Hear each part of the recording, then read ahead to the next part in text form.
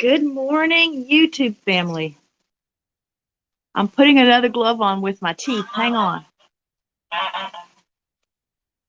All right, we're going to go out and look at the pond. I just wanted to show you what's happening in South Lake, Texas right now. This is not snow. This is an accumulation of sleet and freezing rain. I almost didn't want to let the ducks out today. They can tolerate the temperature, but it's hard to keep the water from freezing. So we left what was in their bowls overnight with room to top off in some of them.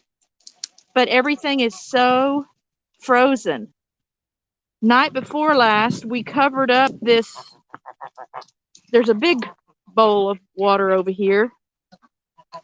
Good gravy, it's cold. Big bowl of water here that we covered up with this swimming pool night before last. And the big bowl stayed drinkable. Oh, okay. I can break the top. Let's break the top of this. I didn't think it would even be breakable this morning. Babies, look here. Okay, good.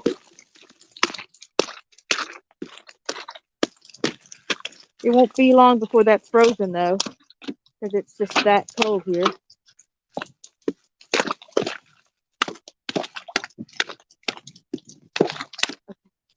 So, waterfowl has to have access to water 24 hours a day, every day of the year. It's funny how they stay low to the ground when it's this cold.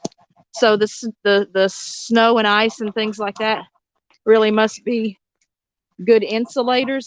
I'll apologize for anyone who's here and commenting. I can't see you because my glasses are so fogged up. I can see there are people here, so thank you for whoever's here. But I'm just going by memory here, walking around because my glasses really are fogged up. I'll show you.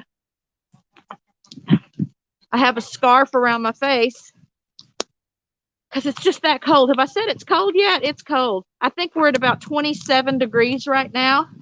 It's not going to get above freezing again today. It was not above freezing at all yesterday. I think we're expecting like 31 degrees early tomorrow morning, but I don't remember when I last saw when it's going to be above freezing. So I just thought I'd take you around our little winter wonderland here. I want to go look at the pond. I want to go see how frozen the pond might be. Of course, of all weeks, we are tending to our clients' horses, which means getting out on the roads. Good stretch. Be nice, Cabo. Which means getting out on the roads. Richard is working from home today because it's too dangerous to try to make that drive to Irving. Again, this is not snow. Well, I mean, we've had what they are calling a wintry mix. But right now, I don't know if you can hear it. I'll quit talking. I don't know if that's loud enough for you to hear it with my phone. I am not on Wi-Fi, so I hope my mobile data connection is giving you guys at least some clear audio, but I want you to see what I'm seeing. Richard worked on this tree some more, so we're keeping a fire going in the fireplace. We did not lose power yesterday, in spite of getting the warning notifications from our internet service provider and our electric co-op. Okay, so the water's still moving. It is frozen right here at the edge on the surface.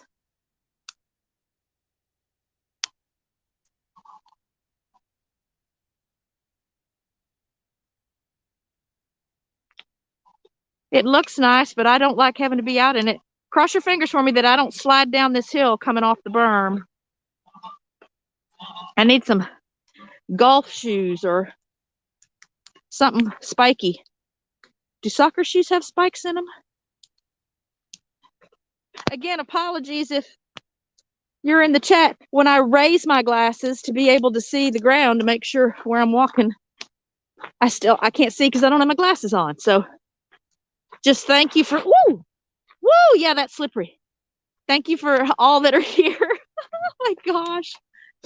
Us old folks can't afford to have slip and falls. I didn't even want to let them out, y'all, but there's no way they would be healthy staying cooped up all day today. It is a nice 50 degrees in their pen. So the heat lamps are doing their jobs. None of the water in there is frozen. We have one heated bucket that still works of the 3 we used to have. Just over time, they stopped working and they're pretty expensive. So we haven't replaced them. Year before last, I guess, when we had the freak Snowmageddon incident that killed one of the ducks even. What are you thinking about, Cabo? What are you thinking about? I saw you licking and chewing. No, don't chew on the barn. When we had the freak Snowmageddon incident, we bought a small, like aquarium tank heater to keep in a big bucket in the pen. And I just fashioned a PVC pipe around it so that the ducks would not come directly in contact with it. We'll definitely have to get some more hay. We've got about 1.5 bales of hay left. They'll probably go through close to 1 bale today. I think I've shared with you guys before, equines thermoregulate by way of their digestive systems. So they have to have forage material. So obviously if it's winter and you've got pasture land sufficient enough that there's still some winter grass of some kind growing and it's not so frozen over that they can access it, they just graze naturally all day. So that's how big herds and wild horses stay alive in the winter. But for pet horses, kept horses, they have to have hay to keep their bellies moving or they will freeze. I've got the doors propped open just slightly for them to get in and out to hopefully help conserve heat. There's little Miss Sauvignon over there, my oldest mama. She knows to just stay put. At least our tarp that we replaced a tarp across the top of the pen to keep the rain out. Every time it would rain, it just was just a swamp in there. So it's working. But we need to get a second tarp to extend. It only came to, you can see the edge right there. It only came to right there. And the wind will catch it sometimes and flap it around. So that's why the bricks are sitting there. But they stayed nice and safe and comfortable overnight. Of course, I check on them even more when I have the heat lamps going because I'm so aware of the danger of having the heat lamps going. It looked like little Twinkie there was trembling, but he's probably just doing something to keep himself warm. Look at these babies. Look how they stay down on the ground. That's so interesting to me. I'll have to do some research. But again, I'm thinking of people that live in igloos. There's something insulating about frozen precipitation. And at least they're smart enough to know to stay low. Oh my gosh, y'all, this sleet is like starting to hurt. It's so big. Oh, you can hear it now, I bet.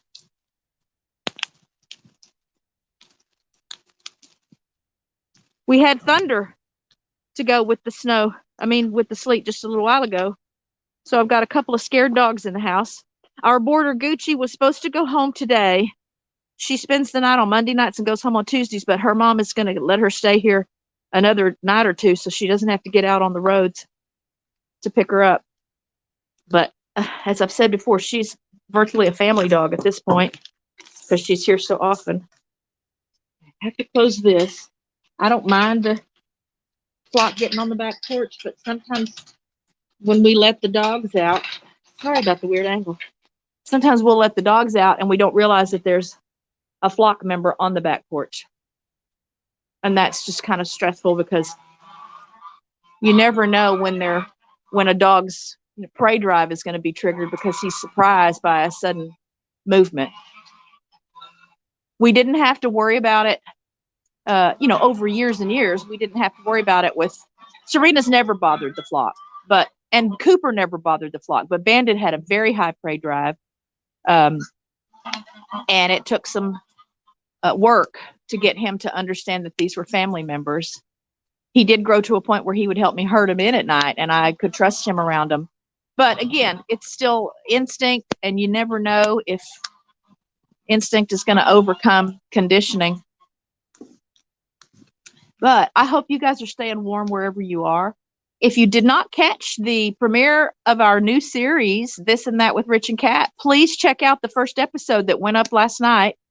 And we've got a list of things we want to do on the show. It's not going to all be games and competitions like that. But if you have a suggestion or a request for something you'd like to see us do on the show, it's absolutely wide open. There's anything and everything is a possibility now for the new show, which is part of why we wanted to create it. So we did some brainstorming, and we've got a list of things we're going to do in different episodes, but I am happy to create something if you've got a request. It looks like the birds are eating the duck food that I threw across the fence, probably because it has the freeze-dried mealworms, or just dried mealworms. I don't think they're freeze-dried. That Psychology Noir with Dr. Lund, Vicki Lund, sent those to us from our Amazon wish list. And so I figured that's a nice treat for today, with the temperatures being this low, that little protein boost, just something fun for them. So that's probably what the little birds over there are eating. I don't think I've ever seen the wild birds eat the actual duck feed. Let's see, my glasses are starting to unfog now that I'm not right out in the middle of that. And because I pulled my mask down. So I see, but I've got my gloves on. I don't know if I can scroll. I can see on my screen right now, Junkyard Gamer and Jen at Good Times Homestead with Jen and Steve. I can see Krubby the Beagle. I'll take my glove off. I'll scroll up. Oops. So hello Bud Files. Hello Ashley at CNC Farm. Junkyard Gamer. Jen. Hey, John Garner. Oh, I can buy spikes separately. I might have to look into that. We don't get this kind of weather very often, but again, at our ages, we just even have to be more mindful of these kind of conditions. Hello, Black Guns and Gardens. How are you? All right, I'm just scrolling now that I can see. Of course, when I go back in the house, it's going to be 15 minutes before my glasses temperature catches up with the inside temperature. Yeah, so thank you guys, all that are here. Thanks for going out to check on the pond with me. And typically the flock spends all day out on the pond unless we have sniff spots scheduled during the day. But I'm just really, I don't know why I'm so worried about it. Again, our older girls that have a little bit of trouble getting around, I just worry. And just before I started the stream, as soon as I walked outside and got my first glove put on, I could hear a hawk calling. So these conditions also carry the potential for additional risks related to, the wild animals that the predators around here rely on for sustenance, being in hiding, staying in their little burrows or their dens or wherever they go to be warm and safe when it's like this outside. And so that just puts bigger targets on the backs of whatever else they might have access to. Again, the geese do a good job of watching out. They're very sky aware. And typically when they hear the hawk, it's interesting. I'm not usually filming when it happens. When I hear the hawk, they hear it and they all look up. They also look up when a plane passes over. So they're very aware of stuff in the sky. But FYI, hawks are very fast and very skilled hunters. So it's not a guarantee that even if the geese sound an alarm, that they will be able to get to whoever's been selected quick enough. So I'm just going to keep them in the backyard here. I'll have to go out periodically with some hot water. That was a challenge this morning because, you know, here's a did you know a gallon of water weighs 9 pounds? So I've got a 5-gallon bucket of hot water that I take out when it's like this to for sure to top off water in the pen, and then wherever I have space in a bowl that's frozen or partially frozen, I'll top it off with the hot water from that bucket. But that's heavy. That's heavy for us old folks. And when you're trying to navigate on this kind of slippery surface while carrying one 45-pound bucket in one hand, and then their bucket of feed, which I usually feed about 2.5 or 3 pounds of food. So I'll have another bucket with food in it. That's just a challenging start for the day. So usually they're let out much earlier than this, but I just couldn't work up the gumption to come out, and they were nice and comfy. They were still sleeping, and they were nice and calm in their pen. But send warm thoughts this way. Check out our new show. Send me messages or leave me a comment below if you have an idea for something you want to see me and Richard do. I'm just so excited after all this time of telling y'all that I wanted to get him involved in the videos more, that he's doing this show with me. So there's a reason to watch, if for no other reason, because you guys have not had a lot of experience with Richard on screen. Check out the show for me and watch him. And that's him calling me now. I guess he doesn't realize I'm on the back porch. He probably thinks I'm out of the pond still, or that I fell in. So I'm going to say adieu, bid you guys farewell. Let me make sure I haven't missed anyone else coming in. Sorry, I forget to scroll. I just get to talking. I don't have trouble talking. Okay. And again, warm thoughts and vibes to everybody that's having similar issues wherever you are. Much love to all of you from Rich Cat Ranch. And I will see you on the next video. Bye, guys.